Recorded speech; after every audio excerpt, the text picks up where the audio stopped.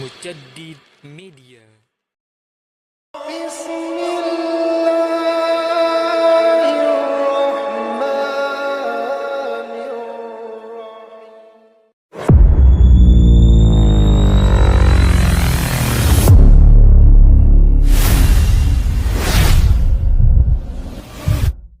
Qala al-muallif rahimahullahu ta'ala an Abi Dzarrin al-Ghifari radhiyallahu anhu qala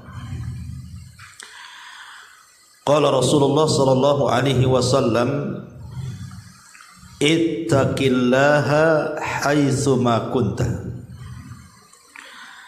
wa atbi'is sayyi'atal hasanata tamhuha wa khaliqin nasa bi khuluqin hasanin rawahul Imam Ahmad wa Tirmidzi. Dari sahabat Abi Dzar Al-Ghifari radhiyallahu an, dia berkata, Nabi sallallahu alaihi wasallam bersabda, bertakwalah dimanapun kalian berada. Iringilah perbuatan buruk dengan perbuatan baikmu, maka kebaikan itu akan menghapuskan keburukan itu.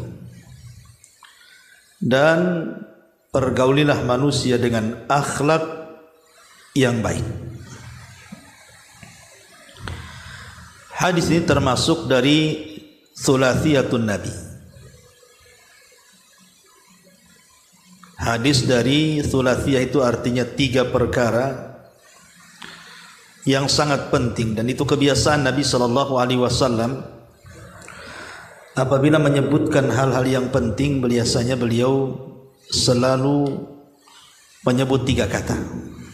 Salah satunya hadis Abi Dzar Al-Ghifari di sini, termasuk Thulathiyatun Nabi sallallahu alaihi wasallam. Baik, kita akan bahas satu kalimat per kalimat. Ma'asyiral muslimat yang dimuliakan Allah Subhanahu wa taala. Hadis ini adalah hadis yang sangat agung sekali, karena hadis ini salah satu daripada wasiat takwa. Dan kita tahu bahwa takwa itu adalah wasiat para nabi. Sebut saja dalam surah Asy-Syu'ara ayat 106, Allah Subhanahu wa taala berfirman, "Idz qala lakum akhukum Nuhun ala tattaqun." Ingatlah ketika berkata saudara mereka Nuh alaihi salam kepada kaumnya, "Kenapa kalian tidak bertakwa?" Kemudian di Asy-Syu'ara-nya juga sama, 124-nya Allah mengatakan, "Idz qala lahum akhuhum Hudun ala tattaqun." Ketika berkata saudara mereka Nabi Allah Hud kepada kaumnya, "Kenapa kalian tidak bertakwa?" Kemudian juga begitu juga dalam Asy-Syu'ara 142. Kemudian Asy-Syu'ara 161. Kemudian Asy-Syu'ara ayat 177. Itu semua menjelaskan kepada kita seruan seluruh para nabi dan rasul selalu mewasiatkan takwa kepada umatnya. Dan itu yang dilakukan Nabi sallallahu alaihi wasallam. Jadi wasiat takwa ini juga selalu digaungkan oleh Nabi sallallahu alaihi wasallam kepada para sahabatnya. Terutama apabila Nabi sallallahu alaihi wasallam hendak memberangkatkan sebuah pasukan perang, maka Nabi SAW selalu mengingatkan pasukan untuk bertakwa, karena itu kunci kemenangan masalahnya. Dan itu disebutkan dalam riwayat Muslim dari hadis Buraidah radhiyallahu an, Nabi mengatakan, "Kana Rasul sallallahu alaihi wasallam idza ammara amiran ala jaishin aw sariyatin awsahu fi khassatihi bi taqwallahi wa man ma'ahu minal muslimina khairan." Kata Buraidah, beliau mengatakan Nabi itu kalau memimpin sebuah pasukan perang atau mengutus sebuah utusan khusus untuk berperang, maka Nabi SAW akan mewasiatkan secara khusus dengan takwa dan juga dengan kebaikan, menunjukkan bahwa takwa ini penting karena semua para nabi berwasiat dengan takwa. Bahkan dalam hadis yang panjang sekali, hadis yang pernah kita pelajari di dalam Arba'in Nawawi, hadis Irbad bin Sariyah, ketika Nabi SAW berwasiat dalam Hajjatul Wada sehingga menjadikan mata-mata para sahabat berlinang air mata karena kesedihan takut ditinggal Nabi, yang pertama Rasul wasiatkan dalam Hajjatul Wada adalah usikum bitaqwallah. Aku wasiatkan kalian bertakwa kepada Allah. Kemudian juga disebutkan dalam sebuah riwayat yang dikeluarkan oleh Imam Muslim dari hadis Abi Sa'id Al-Khudri radhiyallahu an, ketika Nabi SAW menasihati para sahabatnya, Rasul mengingatkan soal dunia. Inna dunya hulwatun hadirah. Dunia ini memang manis dan hijau. Kemudian di ujung hadis Rasul mengatakan fattaqud dunya wattaqun nisa, bertakwalah kalian soal urusan dunia dan bertakwalah kalian soal urusan wanita. Jadi di banyak tempat Nabi SAW selalu berwasiat dengan takwa. Salah satu hadis yang kita baca ini, kata Nabi SAW, ittaqillaha haitsuma kunta, bertakwalah kalian dimanapun kalian berada, pada waktu apapun dan di tempat manapun. Tidak boleh kemudian takwa ini dipisah-pisah. Oh, takwa itu hanya ada di pengajian, hanya ada di majelis ta'lim, hanya ada di masjid.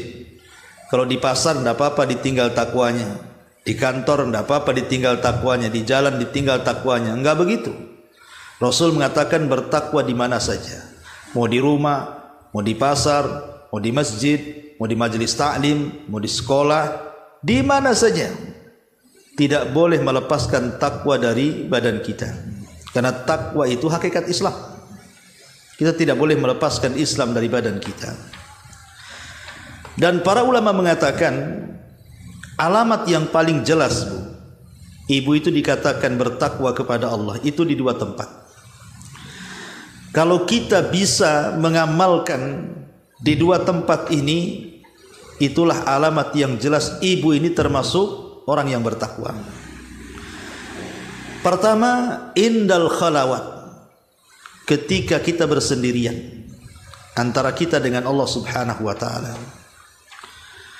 Kalau dalam bersendirian kita tidak ada yang tahu kecuali Allah, kita bisa menjaga pandangan kita, telinga kita, lisan kita, tangan kita, kaki kita, atau seluruh badan kita tidak bermaksiat kepada Allah Azza wa Jalla. Itulah hakikat takwa. Karena di zaman sekarang maksiat yang tidak terang-terangan itu mudah sekali dilakukan. Karena di genggaman tangan-tangan setiap manusia hari ini itu sudah ada handphone masalahnya. Di situ ada YouTube, di situ ada Instagram, di situ ada Facebook, di situ ada TikTok, di situ macam-macam program kan. Sekarang orang bersendirian itu lebih senang dibandingkan berkawan, karena sudah punya kawan handphone tuh. Sementara di handphone itu macam-macam isinya kan. Ada yang memperbaiki, ada yang merusak. Kalau dia sedang bersendirian dengan handphonenya, dia takut kepada Allah Subhanahu wa taala, pasti dia tidak mungkin membuka hal-hal yang diharamkan Allah Azza. Kemudian mendengar musik, menonton film-film yang tidak layak ditonton, melihat gambar-gambar yang tidak layak digambar, atau menulis berita-berita hoax, memfitnah orang lewat media dan begitu seterusnya. Karena dia takut kepada Allah. Jadi inilah kalau kita bisa dalam kesendirian kita betul-betul menjaga diri kita dengan hubungan kita dengan Allah Subhanahu wa taala, itulah sebenarnya nampak ciri-ciri alamat takwa di situ. Ini yang pertama. Yang kedua, ketika kita ditimpa musibah, ketika kita ditimpa fitnah, entah musibah itu mungkin penyakit yang ada pada badan kita diuji dengan penyakit yang berkepanjangan parah, atau diuji dengan ekonomi kita sehingga kita kemudian kesulitan mencari ekonomi, atau diuji dengan pasangan kita, anak-anak kita, dengan tetangga kita, difitnah orang, digibah orang, dijelek-jeleki orang, disakiti orang, dan begitu seterusnya. Kalau kita bisa bersabar dan terus mengharap pahala Allah Subhanahu wa taala dari kesabaran itu, maka itulah hakikat alamat takwa. Karena di sini ketakwaan kita diuji. Betapa banyak orang-orang yang ketika sakit dia putus asa. Betapa banyak orang-orang yang ketika diuji ekonominya dia putus asa. Akhirnya bunuh diri atau membunuh orang lain. Menyakiti diri atau menyakiti orang lain. Betapa banyak orang yang kemudian diuji dengan keluarganya, akhirnya bercerai-berai tidak karuan. Kalau orang kemudian bisa terjadi fitnah dan musibah, tampak kebaikannya bahwa kita ini termasuk orang yang bertakwa. Saya ulang, yang pertama, di saat kesendirian kita dengan Allah, kalau kita bisa menerapkan perasaan takut kepada Allah sehingga kita tidak melakukan maksiat. Yang kedua, di saat terkena musibah. Karena banyak kemudian orang-orang di dua tempat ini belum mampu untuk menghindarkan maksiat. Ma'asyiral muslimin yang dimuliakan Allah Subhanahu wa taala, termasuk juga di sini faedahnya. Ketika Nabi SAW mengatakan bertakwalah dimanapun kau berada. Terkadang ada orang yang kalau masuk masjid bertakwa dia, nampak takwanya, nampak khusyuknya, nampak tumanina salatnya gitu kan. Betul-betullah dia beribadah kepada Allah Subhanahu wa taala. Ketika kemudian keluar dari masjid, perangainya nampak. Terkadang perangainya nampak pendendam, nampak kemudian hasad, dengki, macam-macam. Ya. Jadi takwa itu bukan di masjid saja, tapi takwa juga di luar masjid. Atau ibu-ibu lah yang ngaji di sini, nampaklah takwanya sergap gitu ya. Dari rumah sudah mungkin dandan, pakai pakaian yang syar'i, pakai hijab, pakai niqab, pakai cadar gitu ya. Betul-betul bawa tas, isinya buku, isinya pena, tak tahu lah kalau ada rotinya kan. Itu nyangu namanya itu. Ya, anggap sajalah umpamanya udah utang. Jadi betul-betul kemudian duduk, nampak takwanya di pengajian itu karena sergap gitu ya. Yang penting jangan tidur aja, Bu. Karena orang kalau datang ke pengajian pulang dapat ilmu pahalanya 2 tuh. Kalau datang duduk tidur pahalanya 1 tuh. Kalau tak datang ya tak dapat apa-apalah. Tapi kalau keluar dari pengajian tiba-tiba kemudian gibah lagi, hasad lagi, itu bukan takwa namanya. Karena Rasul mengatakan ittaqillaha haitsuma kunta. Bertakwalah dimanapun, mau di pengajian, di luar pengajian ya sama saja. Ya, jangan di pengajian baik gitu sama kawannya, pulang pula ke rumah kayak macan sama suaminya, kan nggak mungkin. Itu nggak bertakwa. Ya. Jadi ini wasiat takwa ini penting. Ittaqillaha haitsuma kunta. Karena pengaruh takwa ini besar, Bu. Pertama, pengaruh takwa itu akan mendapatkan kecintaan Allah. Karena Allah itu suka dengan orang bertakwa. Surah At-Taubah ayat 4, innallaha yuhibbul muttaqin. Allah suka dengan orang-orang yang bertakwa. Yang kedua, mendapatkan rahmat. Karena Allah Subhanahu wa taala mengatakan wa rahmati wasi'at kulla syai'in fasanaktubuha lil ladzina yattaqun. Dalam surah Al-A'raf 156 Allah mengatakan, dan rahmatku meliputi segala sesuatu dan aku akan catat rahmatku khusus untuk orang-orang yang bertakwa. Subhanallah, kita dicucuri dengan rahmat Allah Azza wa Jalla. Yang ketiga, sebab datangnya pertolongan. Karena Allah Subhanahu wa taala mengatakan, wa'lamu annallaha ma'al muttaqin. Ketahuilah Allah itu bersama orang-orang yang bertakwa. Tadi saya sudah contohkan bagaimana Rasul ketika menyiapkan pasukan, wasiat yang pertama takwa, kan itu sebab pertolongan masalahnya. Sebab pertolongan kepada Allah, dan maksiat lawan daripada takwa itu sebab kekalahan. Makanya Umar bin Khattab radhiyallahu an ketika menyurati Amr ibn As yang ketika itu hendak merobohkan benteng Iskandariyah Mesir, tidak roboh-roboh itu benteng itu. Padahal sudah bertahun-tahun tuh Amr itu. Maka Umar mengirim surat, isinya agar Amr bin As bertakwa dan mengajak bertakwa kepada seluruh pasukannya dan menghindari perbuatan dosa. Setelah kemudian Amr bin As menyampaikan wasiat Umar dan dipraktikkan para sahabat, roboh tuh benteng Iskandariyah itu. Jadi takwa ini adalah sebab pertolongan Allah Azza wa Jalla. Termasuk juga takwa adalah cahaya hati. Maksudnya orang yang bertakwa itu akan luas hatinya, Bu. Orangnya tidak stres, tidak mudah galau, tidak mudah gundah, ceria terus. Karena setiap kesulitan itu akan terurai dengan takwa. Bukankah Allah yang mengatakan, "Wa man yattaqillah yaj'al lahu makhraja."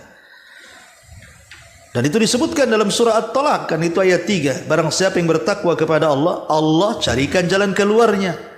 Ketika kita sedang sempit menghadapi masalah, tiba-tiba ada jalan keluar, lapanglah dada kita. Itu disebabkan takwa. Takwa itu mendatangkan keluasan hati, mudah berpikir, mudah mencari jalan keluar. Dan takwa juga bisa melapangkan semua masalah. Jadi urusan-urusan yang kita hadapi itu, karena tadi mungkin dari lapang dada, akhirnya urusannya bisa terselesaikan. Karena Allah mengatakan, "Wa man yattaqillah yaj'al lahu min amrihi yusra." Dalam At-Talaq ayat 4-nya, barang siapa yang bertakwa kepada Allah, Allah menjadikan semua urusannya mudah. Bagaimana tidak mudah, Bu? Allah ikut campur tangan di situ. Karena takwa itu menyebabkan ma'iyatullah, kebersamaan Allah dengan kita. Coba bayangkan, Allah yang membuat masalah, Allah juga yang mengurai masalah. Apa tidak senang tuh? Itulah yang menjadikan kenapa kemudian takwa itu seluruh urusan cepat kelar. Ya. Wa man yattaqillah yaj'al lahu min amrihi yusra. Siapa yang bertakwa kepada Allah, Allah jadikan seluruh urusannya menjadi mudah di matanya dan bisa meluaskan rizki. Takwa itu bisa meluaskan rizki. Bukankah Allah yang mengatakan, walau anna ahlal qura amanu wattaqau la fatahna alaihim barakatan minas samai wal ardi. Dalam surah Al-A'raf 96 Allah mengatakan, kalaulah penduduk negeri ini mau beriman dan bertakwa, maka kami akan turunkan barakah dari langit dan Allah akan tumbuhkan barakah dari bumi. Lihat, kalau seandainya penduduk negeri ini beriman dan bertakwa nih, berkah di mana-mana. Ya. Ma'asyiral muslimat yang dimuliakan Allah Subhanahu wa taala, termasuk juga takwa ini juga sifatnya wali-wali Allah. Sifatnya wali-wali Allah. Dan dia bisa lebih mendekatkan diri kita dengan Allah Subhanahu wa taala. Dan itulah bekal yang memang dianjurkan Allah untuk dibawa mati.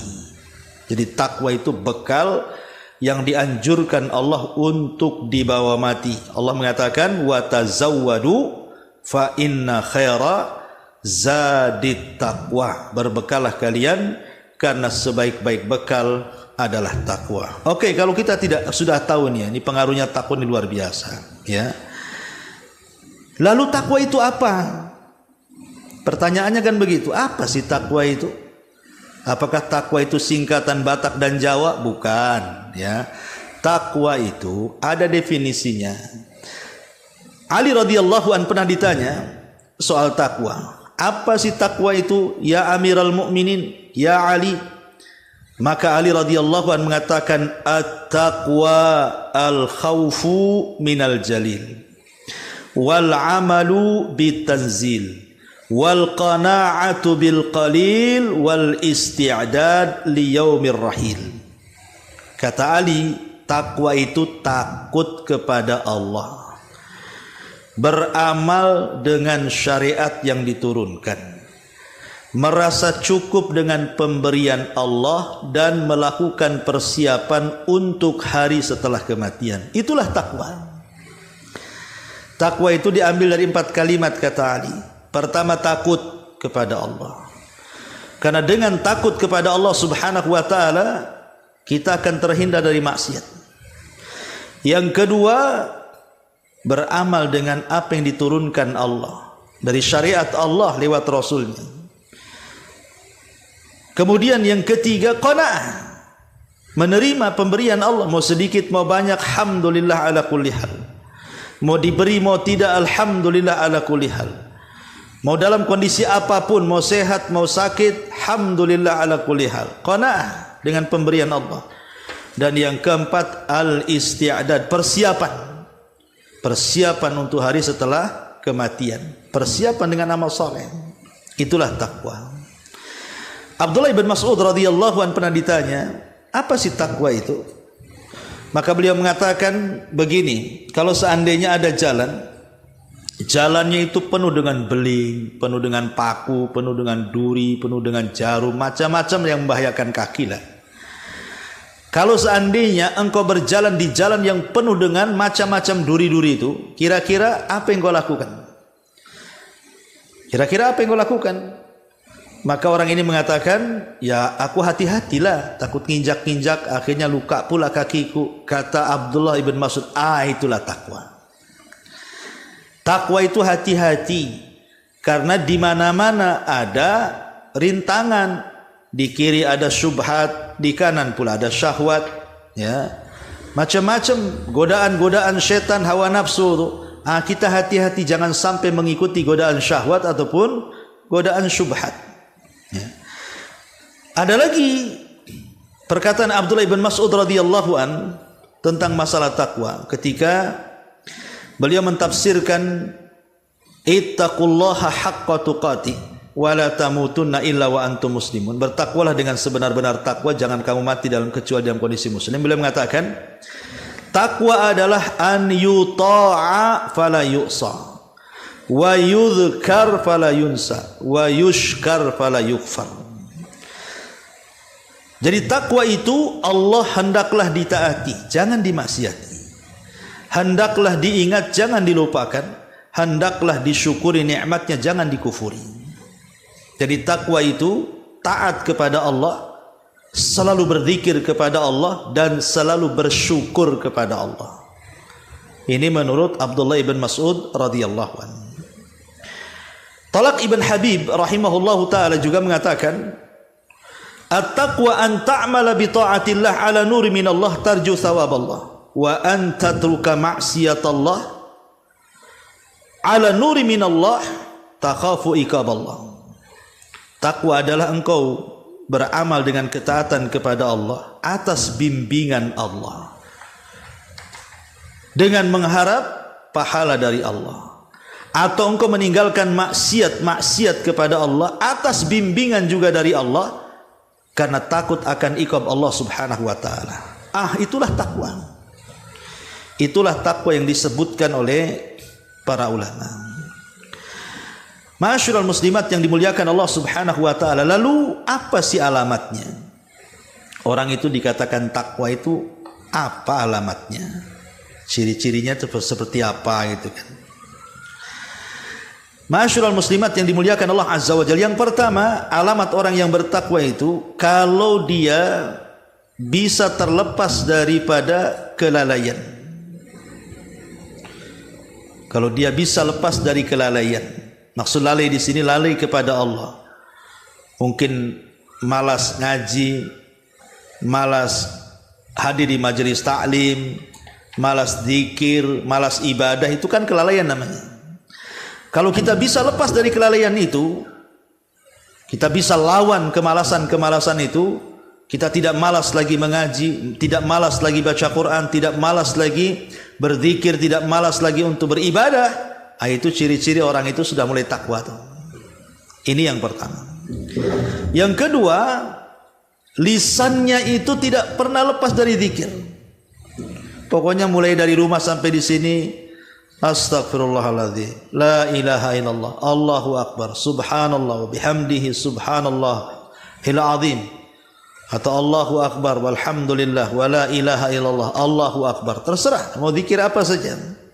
Kalau lisannya di mana saja senantiasa menyebut nama Allah Subhanahu wa taala, itu alamat takwa. Ya.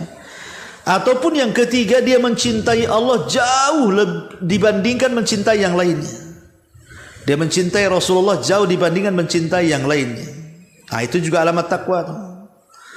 Tapi kalau seandainya azan berkumandang, bersaut-saut dari masjid sana, masjid sini, musola sana, musola sini, sampai dari handphone pun keluar azan, tetap saja tidur, tetap saja sibuk dengan pekerjaan, tetap saja kemudian sibuk bekerja, sibuk dengan permainan, itu bukan takwa.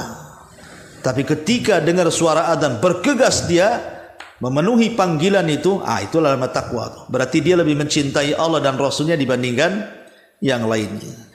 Kemudian yang keempat juga alamat takwa muraqabah, merasa diawasi. Ya, jadi sehingga kita ini hati-hati kalau melangkah. Ngapain saya ke rumah itu? Pasti gibah di situ, tak jadi. Nah, jadi dia dibatasi muraqabah di situ ya. Takut saya mah, nggak maulah ke situ. Saya tahu tuh orang-orang situ nggak beres tuh. Nah, jadi merasa diawasi. Dalam kesendirian merasa diawasi, dalam keramaian merasa diawasi. Itu tanda-tanda orang itu tanpa takwanya. Termasuk juga dia mengetahui akibat maksiat, sehingga dia tidak maksiat.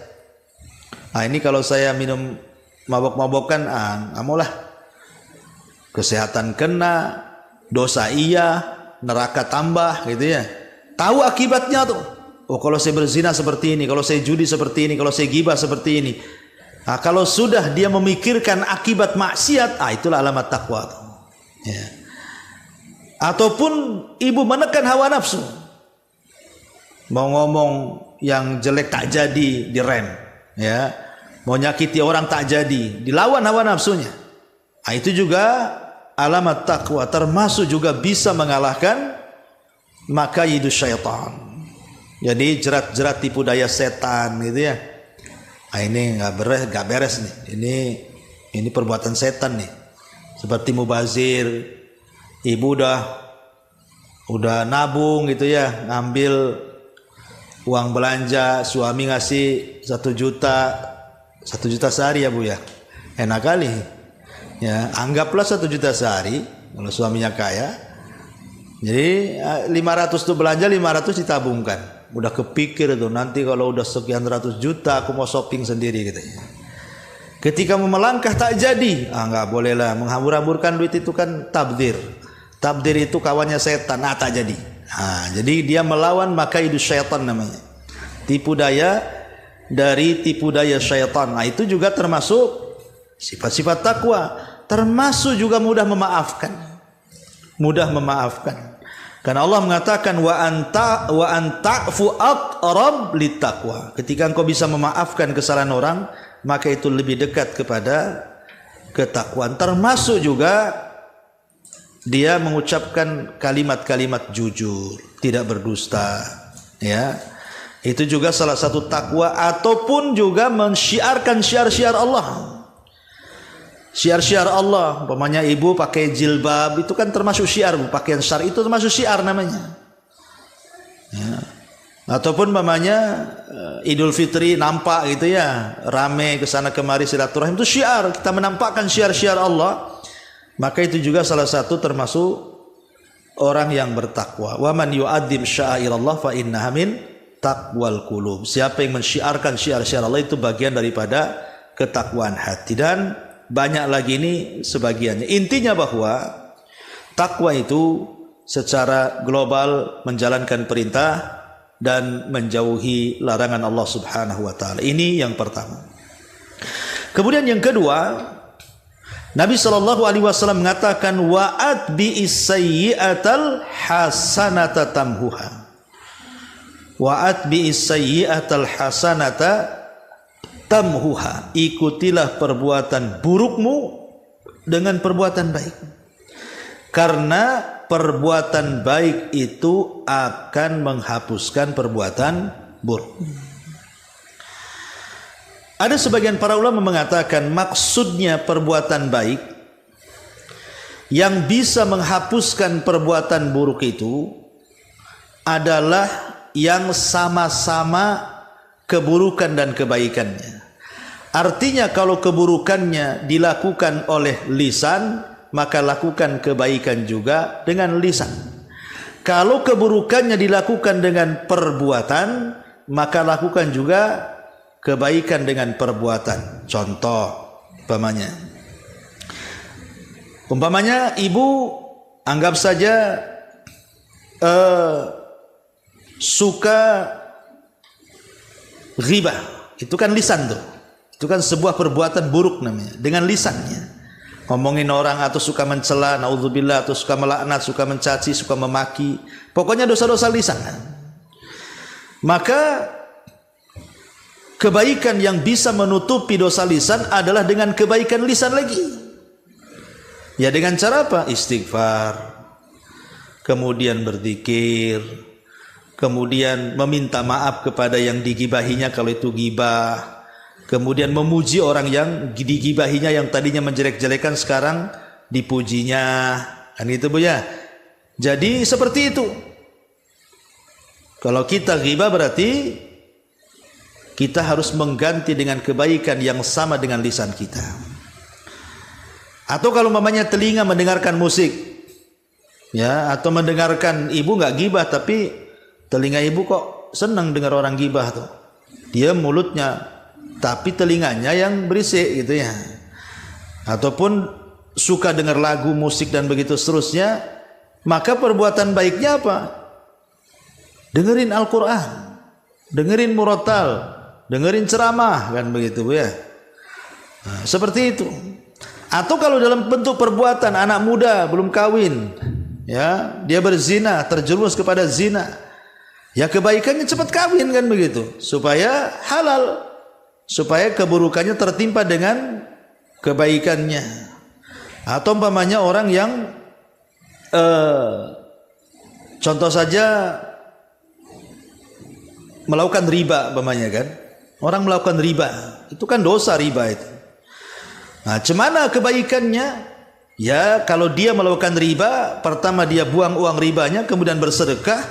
Usahakan jangan riba dengan keuntungan, jual beli. Nah, jadi supaya Allah mengatakan wa yamhaqur riba wa yurbi shadaqat. Rajin bersedekah, alihkan ke jual beli. Nah, itulah maksudnya lakukan kejahatan dengan kebaikan yang sama. Kalau kejahatannya dengan lisan, berarti lakukan dengan kebaikan lisan. Kalau kejahatannya dengan perbuatan, lakukan dengan perbuatan baik dalam segi perbuatan. Kalau seandainya dosanya tidak terang-terangan, maka lakukan juga pahala yang tidak terang-terangan. Pamannya kita berbuat dosa yang tidak ada yang tahu kecuali Allah. Lakukan hal yang sama. Lakukan kebaikan yang tidak ada yang tahu kecuali dengan Allah Subhanahu wa taala. Entah zikir sendiri, istighfar sendiri, enggak ada yang tahu. Itu maksudnya wa'at bi sayyi'atal hasanata tamhuha. Ikutilah perbuatan burukmu dengan perbuatan baik, niscaya kebaikan itu akan menghapuskannya. Syekhul Islam Ibn Taimiyah rahimahullahu taala ketika beliau menyebutkan tentang 10 sebab seorang hamba itu akan dihapuskan dosanya. Apa yang menjadikan hamba itu bisa dihapuskan dosanya? Maka beliau menyebutkan 10 sebab. Saya sebutkan secara singkat. Pertama, bertobat. Dengan tobat itulah hapus dosa kita. Yang kedua, dengan istighfar. Dengan istighfar itulah hapus dosa kita. Yang ketiga, yang disebutkan dalam hadis ini yang kita sedang kaji, mengikuti perbuatan buruk dengan perbuatan baik, maka perbuatan baik bisa menghapuskan dosa keburukan. Kemudian yang keempat, doa orang-orang yang beriman dalam sholat-sholat jenazah ketika kita meninggal, kemudian saudara-saudara kita yang menyolatkan mendoakan kita, maka itu juga penyebab dosa-dosa kita akan diampuni. Termasuk yang kelima, amalan kita sebelum meninggal. Umpamanya kita ini wakaf, sedekah, ketika kita meninggal mengalir, ya amalan-amalan itu ke kuburan kita, itu diantara sebab kita akan diampuni dosa-dosa kita. Termasuk juga yang nomor 6, syafaat Nabi. Itu juga bisa menghilangkan dosa-dosa kita. Termasuk yang ketujuh, musibah. Musibah yang menimpa kita kalau kita sabar, kemudian mengharap pahala Allah, itu juga bisa menghapuskan dosa-dosa kita. Kemudian yang nomor 8, seseorang merasa takut dengan kondisi hari kiamat. Jadi dari dunia itu sudah terpikir nih tentang kiamat ini, tentang kondisi setelah kematian, tentang kondisi dibangkitkan, sehingga timbul rasa takutnya. Itu juga bisa menggugurkan dosa, kata Ibnu Taimiyah. Termasuk juga apa yang terjadi dalam kubur, dari fitnah kubur. Kalau kita bisa menjawab, maka kita akan terhindar dari adab-adab yang Allah akan berikan kepada kita. Dan yang terakhir tentu kembali kepada rahmat Allah. Tapi di sini yang ingin saya jelaskan adalah salah satu poin dari Syekhul Islam Ibnu Taimiyah dari 10 poin ini adalah mengikuti perbuatan yang jahat dengan kebaikan. Itu di antara syarat dari syarat-syarat tobat. Jadi syarat tobat itu kan selain daripada menyesal, kemudian berjanji tidak mengulang, gitu Bu ya. Kemudian juga berusaha untuk meninggalkan yang maksiat yang dilakukan. Lah, yang keempat adalah dengan cara mengikuti perbuatan jelek dengan kebaikan, perbuatan dosa dengan kebaikan. Itulah di antara syurutut taubat namanya, syarat-syarat taubat. Ya, karena dulu ada seorang laki-laki di zaman Nabi, anak muda Bu, di zaman Nabi itu, dia berkhalwat dengan seorang wanita. Berkhalwat dengan seorang wanita. Ingat, dosa kecil di mata para sahabat itu besar. Kalau dosa besar di mata kita jadi kecil pula. Itulah bedanya ya. Kalau dosa kecil di mata para sahabat itu dianggap besar. Tetapi kalau dosa besar bagi kita pula dianggap kecil, diremehkan malah. Ya. Jadi ada anak muda ini berkhalwat dengan seorang wanita. Dia tidak berzina, ya mungkin pegang-pegang gitu saja. Tapi dia merasa bersalah, datang kepada Nabi. Ya Rasulullah, inni fa'altu dzamban azim, aku sudah melakukan dosa besar, katanya. Padahal itu dosa kecil kan, berkhalwat itu. Tetapi Rasul tidak menjawab dan mengatakan, apakah tadi kamu salat asar berjamaah bersamaku, kata Rasul. Hal shallaital asra jama'atan ma'i, kata Rasul, apakah engkau tadi salat asar berjamaah bersamaku, kata Rasul. Sahabat ini mengatakan, iya. Maka Rasul mengatakan, idhab faqad ghafarallahu lak, pergi, Allah sudah mengampuni dosa-dosa. Kemudian Rasul membacakan, innal hasanat yudhibnas sayyiat, bukankah Allah bisa menghapuskan keburukan yang disertakan dengan kebaikan. Sesungguhnya yang baik-baik itu bisa menghapuskan yang jelek-jelek. Itu contohnya bahwa pokoknya kalau bisa setiap hari itu kita berbuat baiklah Bu. Namanya saya, ibu, siapapun lah, itu tidak lepas dari dosa Bu. Siapa yang lepas dari dosa? Nggak ada. Ya, nggak ada orang lepas dari dosa itu. Dikiranya dosa itu kalau maling, kalau nyolong, kalau korupsi, kalau zina, kalau khamar. Tidak, mata kita lo memandang yang haram, memandang aurat juga dosa. Telinga kita asik mendengarkan gibah juga dosa. Hati kita loh hendak berbuat jahat walaupun tak jadi juga tak baik, itu juga bagian dari dosa. Kadang-kadang baru melangkahkan untuk gibah, belum gibah saja sudah dosa. Jadi setiap hari pasti kita berbuat dosa. Tak mungkin lah nggak berbuat dosa kita ini. Tetapi Rasul berikan solusi. Kalau bisa, sebagaimana kita tidak lepas daripada dosa, minimalnya setiap hari kita juga berbuat baik. Antah zikir, antah istighfar, antah baca Quran, antah silaturahim, antah macam-macam kan ibadah itu banyak. Yang jelas balance supaya jangan jahat terus, dari ada sisi baiknya di situ. Ini yang kedua. Kemudian yang terakhir, wa khaliqin nas bi khuluqin hasanin. Dan pergaulah manusia dengan akhlak yang baik. Akhlak baik itu apa? Ya, akhlak baik itu jujur, amanah, lembut, kemudian menjaga kehormatan, sabar, berbuat baik, adil, dermawan, mendahulukan orang, selamat hati, adil, malu, syukur, menjaga lisan, menjaga kehormatan, dia tidak berkhianat, kemudian juga tepat melaksanakan janji, menutup aurat, mudah memaafkan, mudah membantu, meletakkan kasih sayang, qanaah dengan pemberian, redha, zuhud, lembut, itu semua akhlak tuh. Akhlak itu kan babnya luas. Ya, bahkan Aisyah radhiyallahu anha pernah mengatakan bahwa akhlak itu ada 10. Kata Aisyah, akhlak itu ada 10. 1, jujur dalam bicara. 2, jujur mengerahkan segenap kemampuan dalam ketaatan kepada Allah. 3, memberi kepada orang yang meminta. 4, membalas kebaikan orang yang berbuat baik. 5, bersilaturahim. 6, menunaikan amanah. 7, berbuat baik kepada tetangga. 8, berbuat baik kepada tamu. 9, inti semua itu ada di malu. Dan perawi hadis tidak menyebutkan yang ke-10-nya. Jadi itulah akhlak. Jujur dalam bicara, tidak mudah dusta. Jangan ngajari anak berdusta. Ya, jujur dalam bicara, jujur dalam ketaatan. Kemudian memberi kepada orang yang meminta, membalas kebaikan, silaturahim, menunaikan amanah, berbuat baik kepada tetangga, berbuat baik kepada tamu, dan malu. Ini semua akhlak. Dan akhlak ini mudah sebenarnya, tapi kalau lihat pahalanya luar biasa. Kata Nabi SAW, orang yang akan diberikan pahala karena memiliki akhlak yang baik itu. Kata Rasul, innal mu'min la yudrika bi husni khuluqihi darajatas shaimil qaim. Jadi nanti pada hari kiamat, Bu, Allah akan mengumpulkan 2 kelompok. Ini kelompok yang pertama, ahli puasa, ahli solat, ahli sedekah, ahli ibadah, tapi akhlak tak ada. Yang satunya bukan ahli, ya solat wajib tapi tak solat sunnah gitu ya. Ya zakat iya tapi sedekah kurang. Puasa sunnah jarang tapi Ramadan puasa, ya dia wajib-wajib aja, tapi akhlaknya baik, Bu.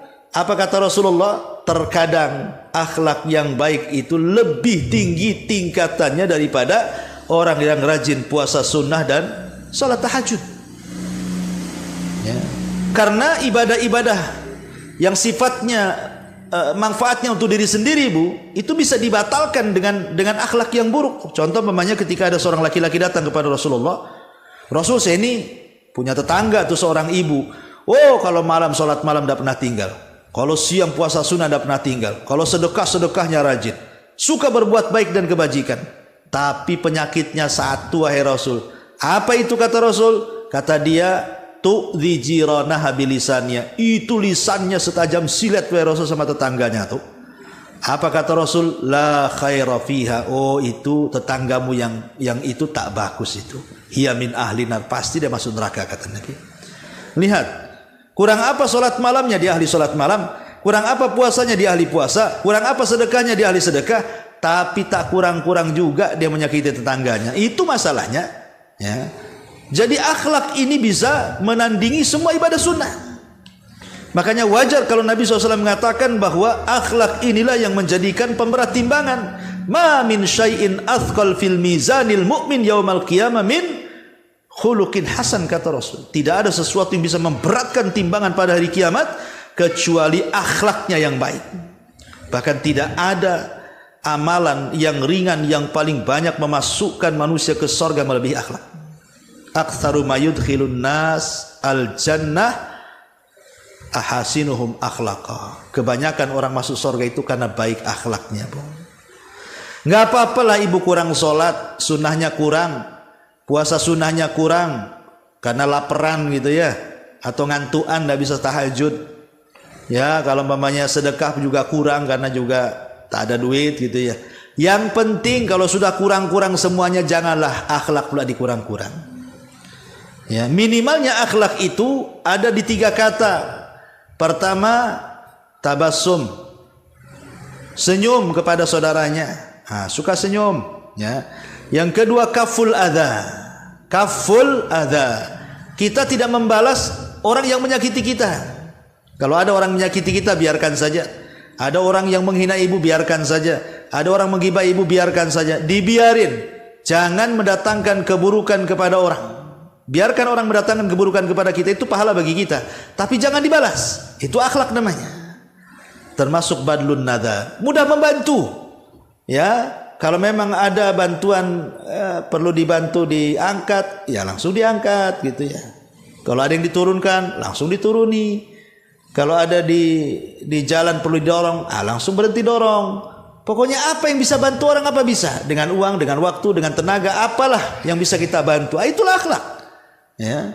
Kata Hasan Al-Basri, itulah akhlak. Talaqatul wajah yang cerah, senyum, mudah santun kalau ngomong. Kemudian juga kaful adha, tidak membalas perbuatan buruknya orang. Dan badlun nada, senantiasa mudah menolong orang lain. Itulah yang disebut dengan akhlak. Lah 3 perkara ini Bu, ini 3 perkara mulia ini. Bertakwa, kemudian berusaha untuk menandingi keburukan dengan kebaikan, berusaha dengan kehidupannya dipenuhi dengan akhlak. Maka ini 3 amalan yang luar biasa yang kita bisa terapkan dalam kehidupan kita. Wallahu a'lam bishawab.